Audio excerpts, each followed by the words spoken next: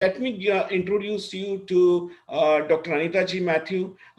A very good evening to everyone.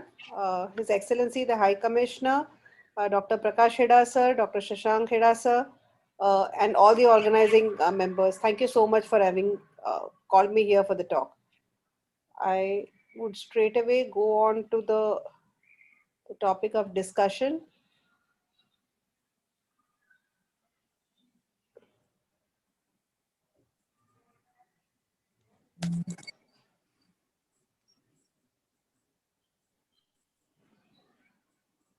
Just give me 2 minutes.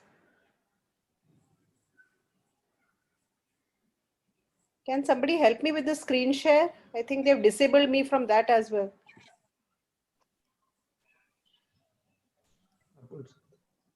हाँ अनीता जी, आप अपना time ले आराम से और करें. नहीं सर, वो हाँ ठीक है. Shashank sir, can you manage to share it? It's not happening from here. ये तो सभी शायद जानते ही हैं कि ऑलरेडी कोरोना वायरस जो आया है ह्यूमन बींग्स में, it has come in from some animal. ठीक है. एंड पहली जो केसेस डिस्कवर की थी या जो पहला पता चला था, that was in the month of December of 2019. 2019 दिसंबर में जो पता चला वो था one of the provinces in China, which was in a place called as Wuhan. और उसके बाद वहां पे जो केसेस बढ़ती गई, उसके बाद we started getting some cases in India, which started in the year, I think in year 2020, in the month of January, which was the first time that we got some cases हमारे country में. February 2020 में WHO declared it as a pandemic, मतलब वो सब जगह पे फैल चुका है ये बताया गया, और उसका नाम COVID-19 रखा गया, जिसमें से CO stands for corona, V stands for the virus, VI, and D stands for the disease. So COVID मतलब Covid virus, corona virus disease, and 19 जो है वो आपका ईयर ऑफ जब पैंडेमिक शुरू हुआ था, और या तो जब पहला बार पिकअप किया था, इसके लिए वो 19 एडेड है. तो COVID-19 actually stands for corona virus disease which happened in the year 2019. Next slide please. तो इसमें रिस्क फैक्टर्स क्या है? सभी के लिए इन्फेक्शन रिस्क है, क्योंकि हाईली इन्फेक्शियस वायरस है. जो हमारी वायरसेस इन्फ्लुएंजा मतलब जो कॉमन फ्लू है, जो वायरस है, उसके हिसाब से इसकी इन्फेक्शियस नेचर कुछ ज्यादा है.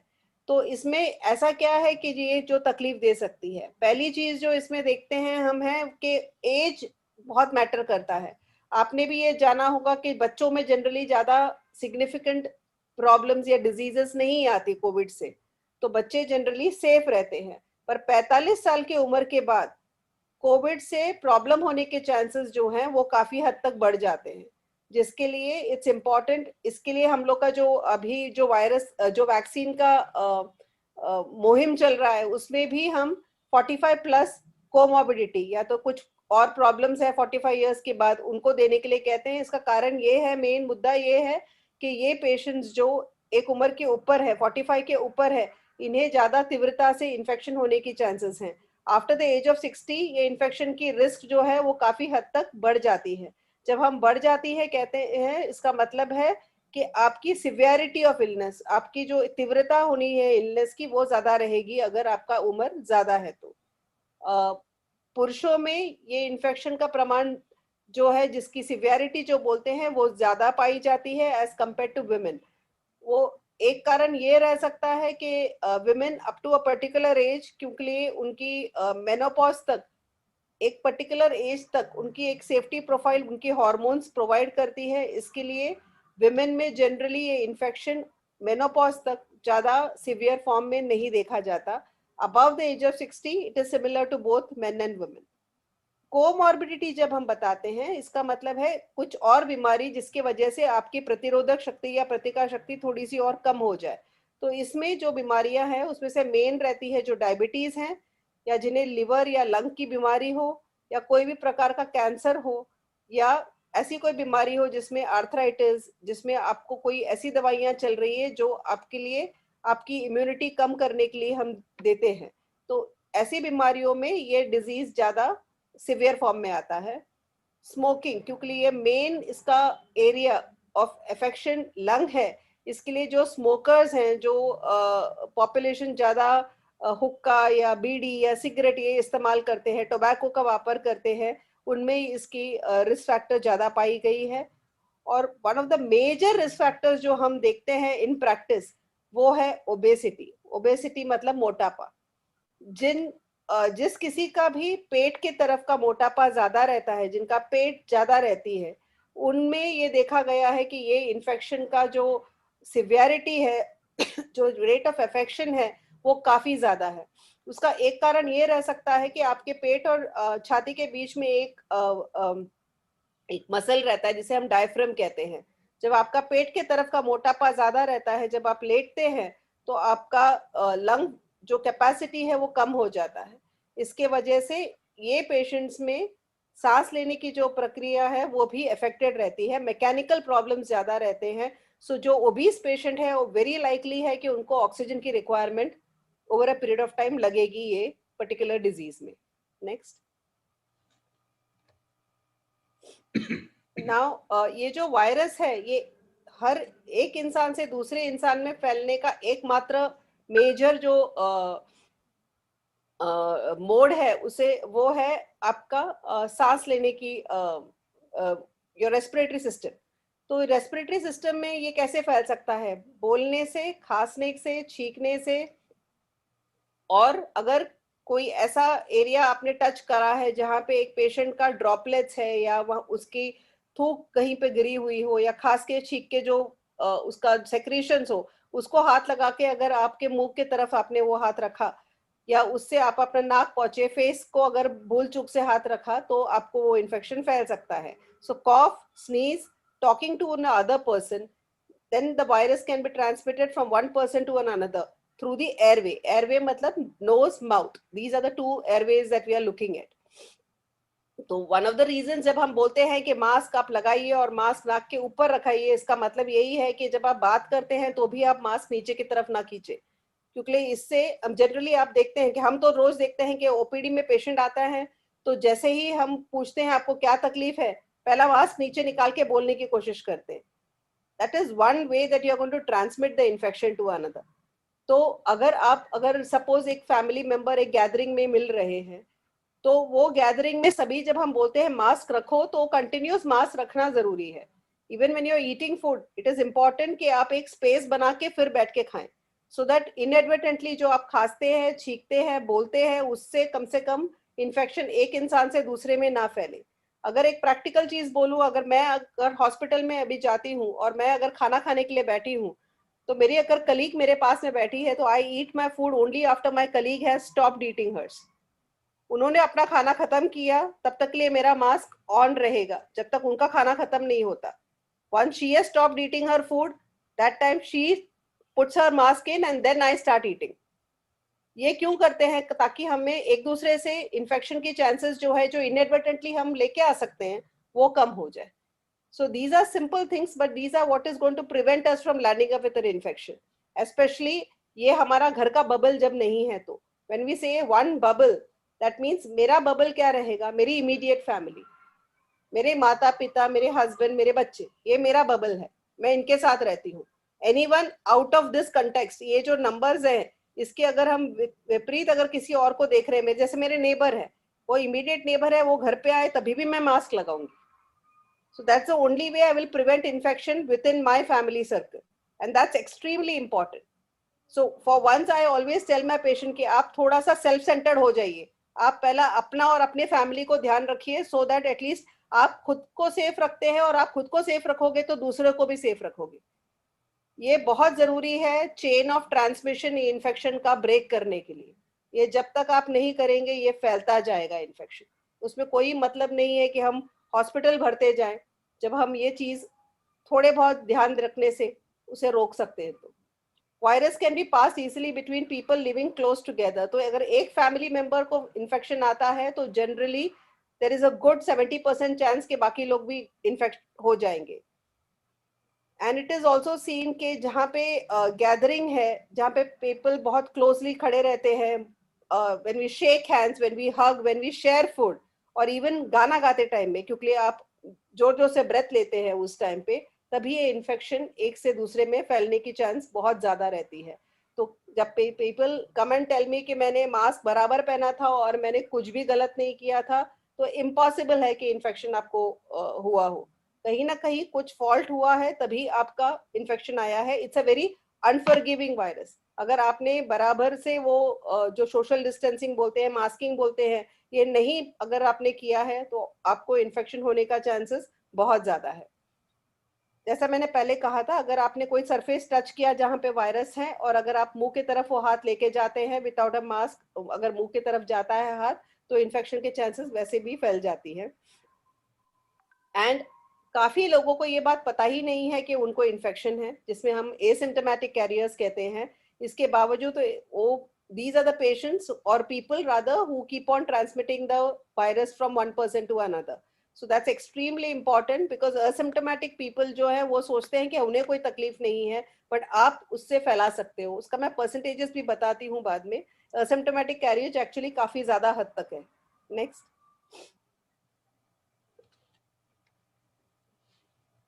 एक और मोड ऑफ ट्रांसमिशन जो इम्पोर्टेंट है, पर कितना इम्पोर्टेंस उसको अभी देना है हमें पता नहीं। शायद जो भी इंडिया में रहेंगे और मेरे ख्याल से इवन अब्रॉड जो भी है उनको तो ये बात पता रहेगा कि बताया गया था कि आप पहले क्वारंटीन करते हैं तो एक सेपरेट सेल्फ सफिशिएंट रूम होना चाहिए।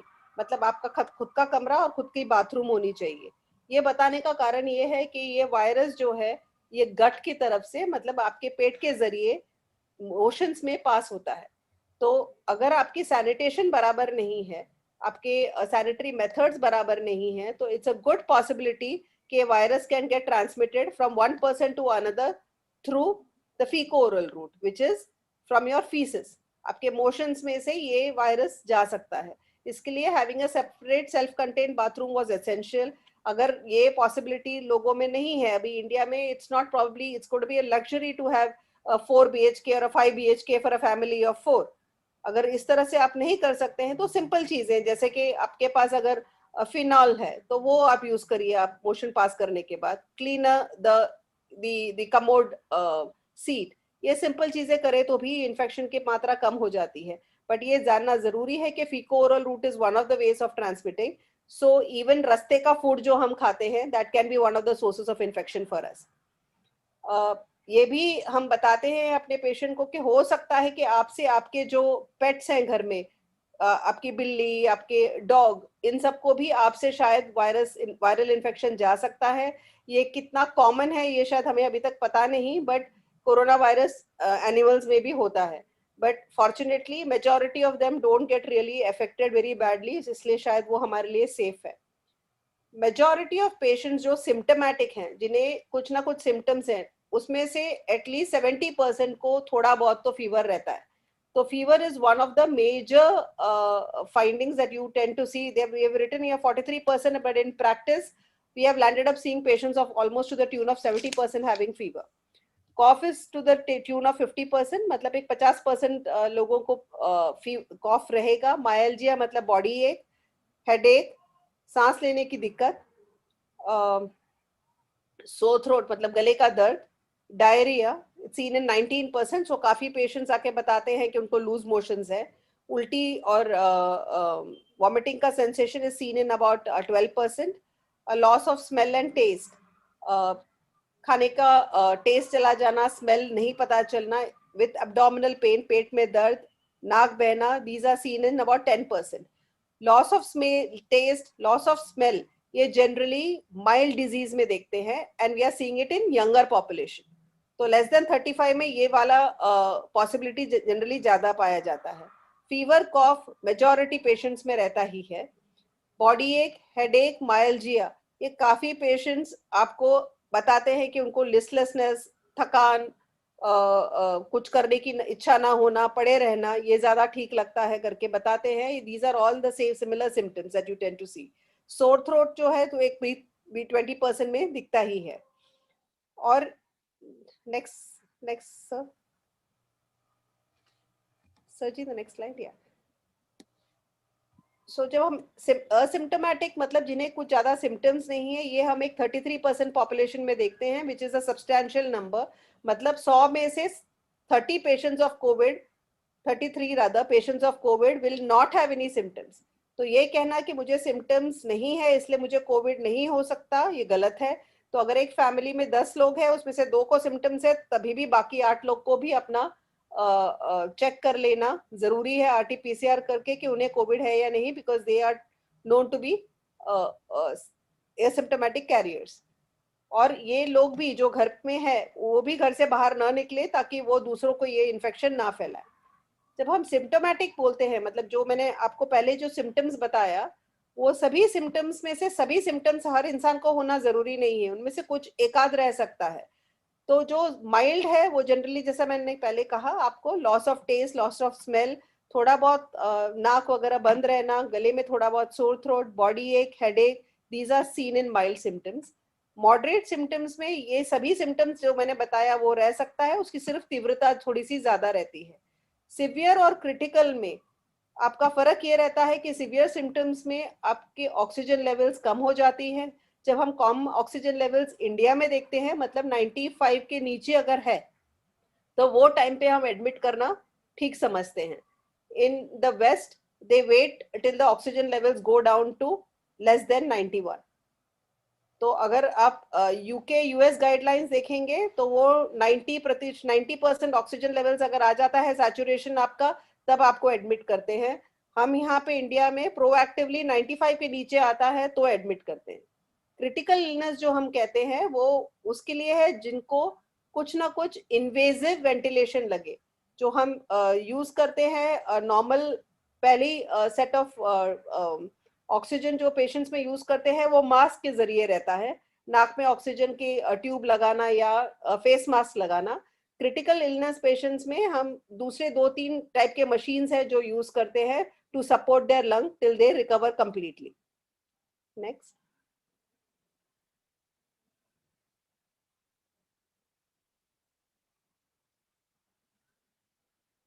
So I've given you certain scenarios। अगर ऐसा है तो हम क्या कर सकते हैं। एक जो हमारे पास पेशेंट्स हरदम पूछते हैं आके, ये है कि मेरी एक्सपोजर हो गया हमारा एक पेशेंट से जो कोविड पॉजिटिव निकला। से फॉर एग्जांपल आपके बिल्डिंग में आप लिफ्ट से ट्रैवल कर रहे हैं, आपके लिफ्ट में ट्रैवल करने वाला जो आपके बगल में बंदा है उसे 2 दिन के बाद मालूम पड़ता है आपको कि वो कोविड पॉजिटिव है। अगर ये होता है तो आप क्या करोगे। तो 2 चीजें हैं, आपकी रिस्क ऑफ एक्सपोजर कितना है वो देखना जरूरी है। मतलब आपने वो इंसान से कुछ ज्यादा बात नहीं करी, अगर दोनों का मास्क नाक के ऊपर है और एक सर्टेन अमाउंट ऑफ डिस्टेंस पे है, तो आपको इन्फेक्शन के चांसेस जो है वो ऑलमोस्ट 0 के करीब है। तो उसमें डरने की जरूरत नहीं है। जैसा मैंने कहा कि पहला रूट ऑफ एंट्री जो है वो नाक और मुंह है। तो जब आप उसको कंप्लीटली कवर्ड रखते हो, अगर आपका नॉस्ट्रल से ऊपर, मतलब ये एरिया में इस तरह से अगर आपका मास्क है, तो आपको इन्फेक्शन के चांसेस आप अपने आप कट जाता है। तो इसलिए इट्स इम्पॉर्टेंट कि पहला चीज आप देखें कि अगर आपका एक्सपोजर है तो आपने बराबर मास्क लगाया है कि नहीं। जितना हो सकता है अपना पुराना नमस्ते is better than shaking hands, so that's something that we should try and avoid with everybody.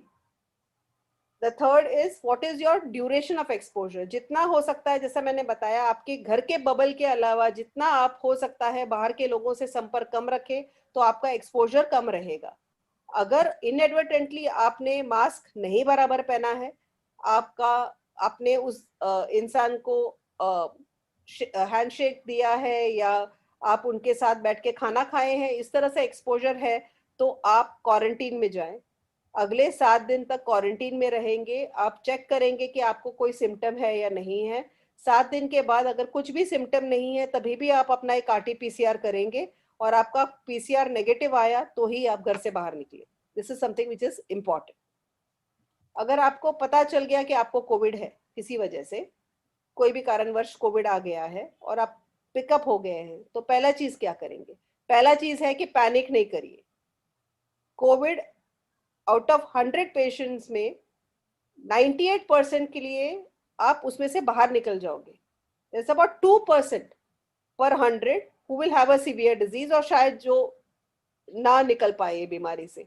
But आप उसको नेगेटिवली नहीं लेंगे, आप ये सोचेंगे कि आप वो 98% में हैं जो निकलेंगे बाहर और उस पॉजिटिविटी के साथ जाएंगे। दूसरा जो चीज है कि आप जैसे ही पता चलता है, आपके पास बहुत सारे ऑप्शंस हैं, आपके खुद के जो जीपी रहेंगे वो भी आपके first time point of contact है, जिससे आप संपर्क कर सकते हैं और फोन पे पूछ सकते हैं कि क्या किया जाए। या आपके पास जहाँ पे भी आप रहते हैं वहाँ पे आपके कोई ना कोई टेली कंसल्टिंग के कोई फैसिलिटीज रहेंगी, या ऐसे सेंटर्स रहेंगे जहाँ पे कोविड पेशेंट्स को लोग देखते हैं। तो हो सकता है तो ऐसे स्थिति में ऐसे सेंटर्स में जाइए।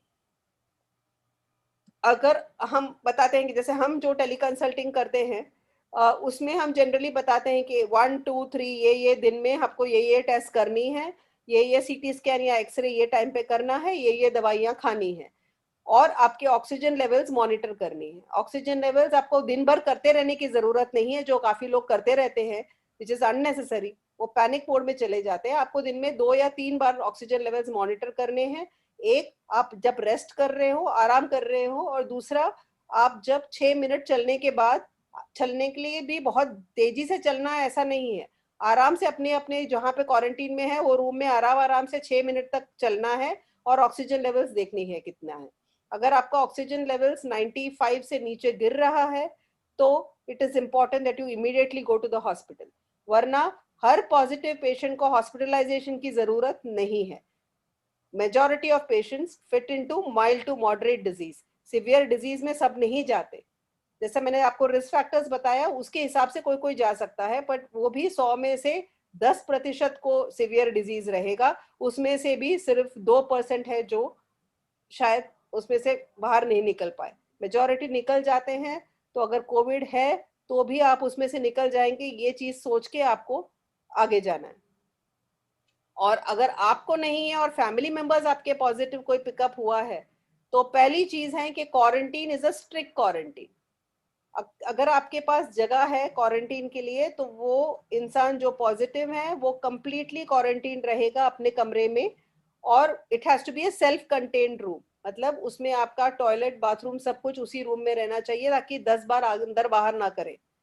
और अगर आप खाना दे रहे हैं तो उसके कमरे के बाहर रखिएगा खाना, और वो खाना अंदर खुद से ले जाए, और अपना ग्लास अपना बर्तन अंदर धो के अपने पास रखें।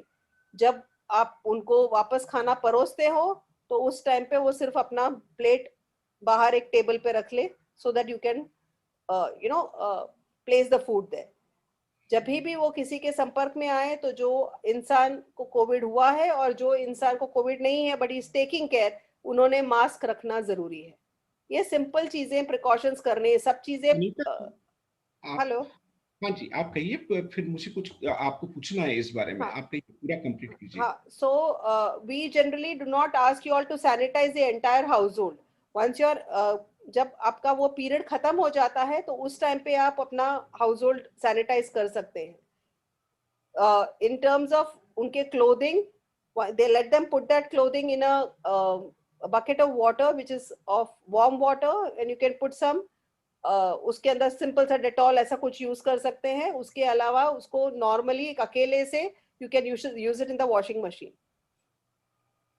प्रेगनेंसी, इसमें हमने जो मैंने आपको ये डेटा आज लिख के दिया है, ये डेटा कल का आया हुआ है कि प्रेगनेंसी के साथ काफी लोगों का बीपी बढ़ता है, बच्चा स्टिल बर्थ हो सकता है, प्रीटर्म बर्थ, मतलब अगर माँ को कोविड है तो बच्चा शायद जल्दी बॉर्न हो जाए, उसका कंप्लीट 9 महीने में नहीं, थोड़ा 8 महीना 7 महीने में early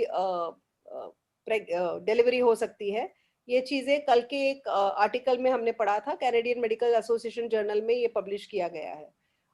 in practice fortunately majority हमारे जितने सारे कोविड पॉजिटिव पेशेंट्स प्रेगनेंसी में हैं उन्होंने सब काफी अच्छा हुआ है, उनको कुछ भी मेजर प्रॉब्लम्स हुए नहीं है, और सभी के बच्चे अभी तक ठीक ठाक है। So that's the bottom line. So most of the patients do well. Next. So, Anita ji, I हाँ जी, have to ask a question here. Right sir. ये बहुत महत्व की बात होती है कि घर में पेशेंट है तो उसे कैसा करना है, ये आपने बहुत अच्छे से बताया है, राइट? तो यही बात को मैं 2 मिनट यहाँ पे एम्फसाइज करना चाहूंगा कि जिसे कोविड हो चुका है उसे सेक्ल्यूड करो, आप सबके सब लोग डबल मास्किंग करो। सिंगल मास्क नहीं कहूंगा, मैं डबल मास्क कहूंगा। इंडिया में तो N95 बहुत इजीली मिल जाते हैं आपको, that is an important thing.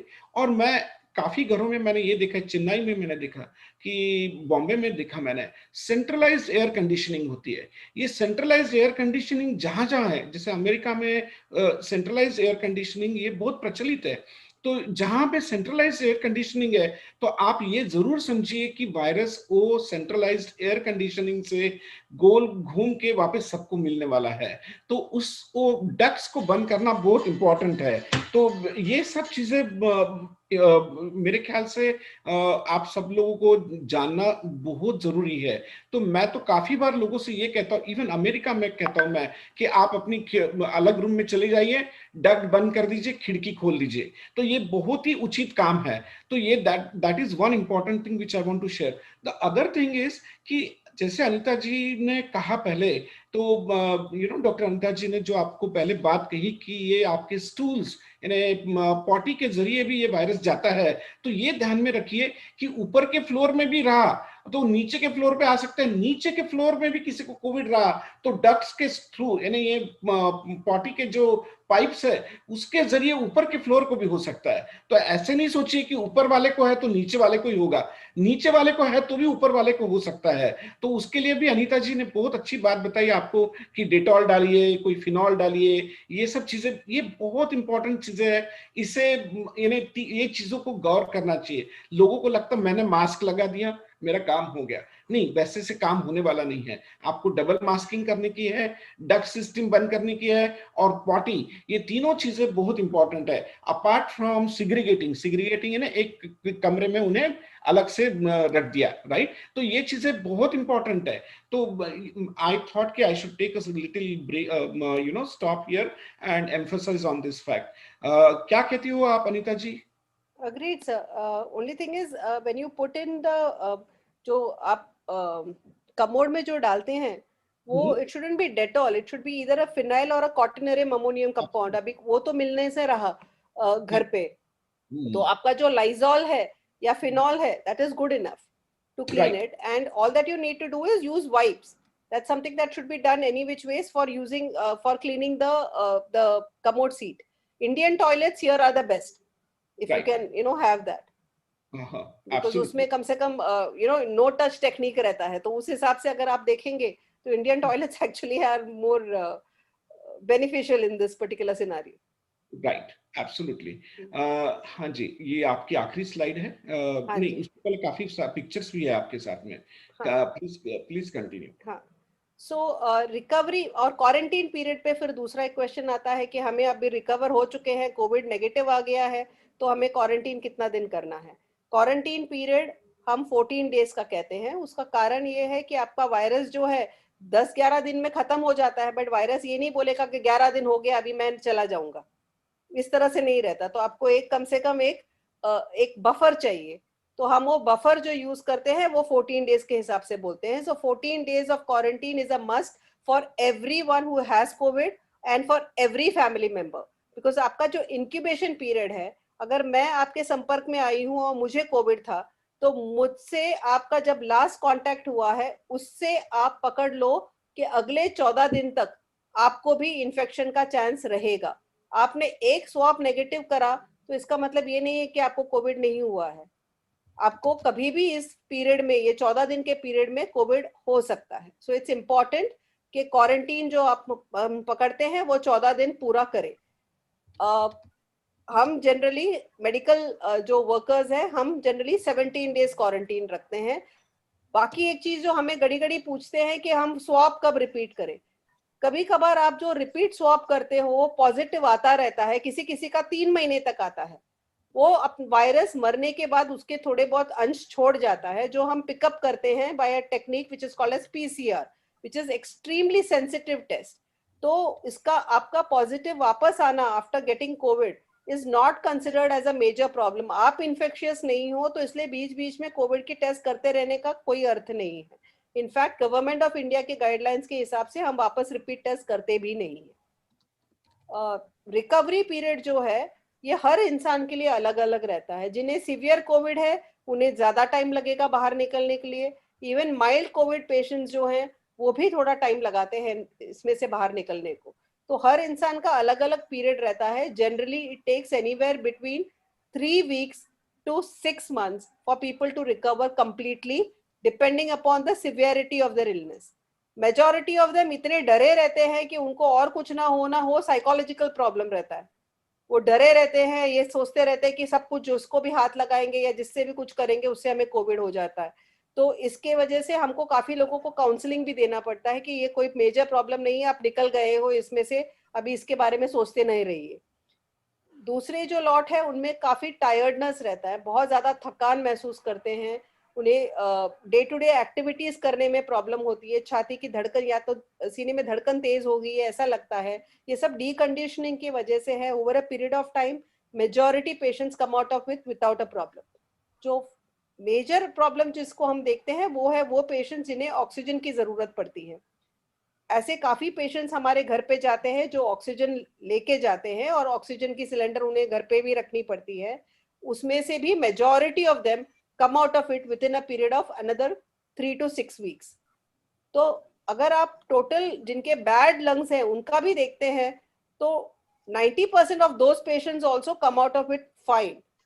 So I think what we need to understand is preventable disease है और treatable disease भी है काफी हद तक, बट इसकी जो आपकी जो भरपाई है इसमें जो आप करते हो in the 6 months period is extremely bad and it's very disheartening, काफी इमोशनली ड्रेन करता है। तो ये बीमारी लेके आने लायक है ही नहीं। अगर आप इससे बच सको तो that's the best thing that you can do for yourself. Vaccine के बारे में डॉक्टर आनंद सर तो बात करने ही वाले हैं, so I am not going to be going into that at all. आप क्या कर सकते हो इसके प्रिवेंशन के लिए? मैंने ये जो जितना भी बताया है इसके लिए मेजर थिंग जो हमारे लिए है वो है प्रिवेंशन। तो what is important is washing your hands. जब भी आप से फॉर एग्जांपल आप मॉर्निंग वॉक के लिए जा रहे हो, पहली चीज आपकी मास्क जगह पे रहेगी, जैसे मैंने बताया जगह पे रहेगी मतलब चिन के नीचे नाक के ऊपर इतना पोर्शन कवर्ड रहना चाहिए। आप जितना हो सके सोशल डिस्टेंसिंग मेंटेन करेंगे। आपके फैमिली के अलावा आपके बबल्स आप यूज नहीं करोगे। एंड थर्ड थिंग, जब आप बाहर जाते हो आप अपना ये एरिया को हाथ नहीं लगाएंगे। अगर किसी भी कारण से इस एरिया को हाथ लगाना है तो you are going to be using a hand wash और you are going to wash your hands before you touch your mask और योर फेस। और मास्क को घड़ी घड़ी ये एडजस्ट करने की जो आदत रहती है that's also increasing the risk of infection. तो ये सब चीजें नहीं करनी है। Sir if you could go back to the previous slide. So these are the things which people do. The sniffer करके जो हमने बताया है that's a major problem. Most of the mask are here. काफी लोग मास्क इस तरह से नाक के नीचे चिन के नीचे, ये दीज आर हमारे इधर तो कम से कम ये दोनों चीजें पहले लास्ट की the third and the sixth, these are the most common things that we see here. This is just not acceptable. आपकी mask, next slide, has to be worn this way, नाक के ऊपर चिन के इधर। आप सोचते होंगे ये मैं घड़ी घड़ी क्यों बोल रही हूँ, बस this is important. That's the only way you can prevent infection. So far भगवान की दया से अभी तक मुझे इन्फेक्शन हुआ नहीं है, तो मैं एक ही चीज कह सकती हूँ, तो भगवान की दया है और मेरी मास्क की दया है अगर नहीं हुआ है तो। क्योंकि अगर आप मास्किंग बराबर करते हो तो जनरली इन्फेक्शन नहीं होता। Next slide. Anika ji, before you go further, there is one important thing which I wanted to talk about here. Sure thing. देखिए, जो कोविड पेशेंट होता है तो उसके रेस्पिरेटरी ट्रैक से वायरस निकलना will stop after 2 to 4 weeks. So हमें 4 weeks 4 हफ्ते का duration is a safer duration. 2 weeks is optimal duration, यानी उसमें होना चाहिए। बट कहीं कहीं कोई कुछ पेशेंट में ज्यादा देर चलता है, तो हमें वर्स्ट के सिनेरियो समझ के 3-4 हफ्ते तो भी उसे वो प्रोसेस को, यानी जो रेस्पिरेटरी ट्रैक है, यानी खांसी है, बातें है, तो इसमें से वो इस जरिए से वो वायरस जा सकता है। ये हमें ध्यान में रखना है, ऐसा मेरा ख्याल है। आप इस पर ज्यादा उचित बात कर पाओगी। दूसरी बात जो मैं आपसे कहना चाहता था कि जैसे ये पॉटी में से जो वायरस निकलता है ये कम से कम 5-6 हफ्ते तक निकलता है, इवन आफ्टर गेटिंग निगेटिव, तो even after becoming disease free. तो ये चीज आप थोड़ा एम्फसाइज करोगी ना, तो that will be a really good thing. या सर मास्किंग पे तो कोई वाद विवाद ही नहीं है। आपके 14 डेज के बाद आप अपने घर के अंदर बिना मास्क के कर सकते हो, बट बाहर जाने के बाद तो मास्किंग आपके लिए इम्पोर्टेंट ही है।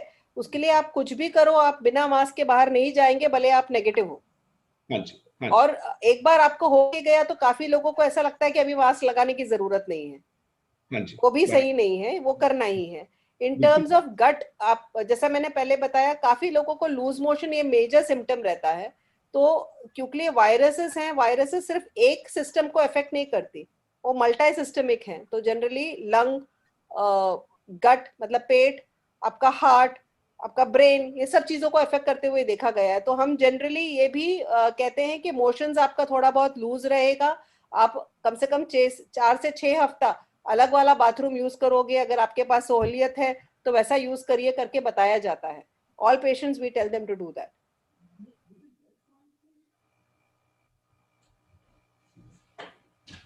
Can we go to the last slide sir? हाँ जी, हाँ जी, okay, So the last one sir. Yeah. Okay, So it's not very clear though, I guess.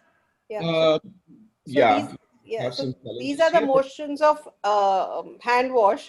So जब हम soap use करते हैं, so it's like this, both the thumbs between the fingers.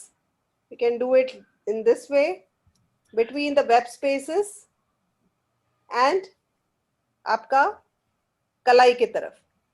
ये चीजें आप जब हैंड वॉश करते हैं सिर्फ ऐसा करके मत निकलिएगा। ये 5-6 मूवमेंट्स जो हैं ये हमारे लिए जरूरी है, ये करना भी जरूरी है। एक बार ये सीख लेंगे, बहुत ज्यादा डिफिकल्ट नहीं है। अभी मेरे बच्चे भी ये करते हैं। So it's something that can be done by everyone and it should be done in the right manner. Thank you so much.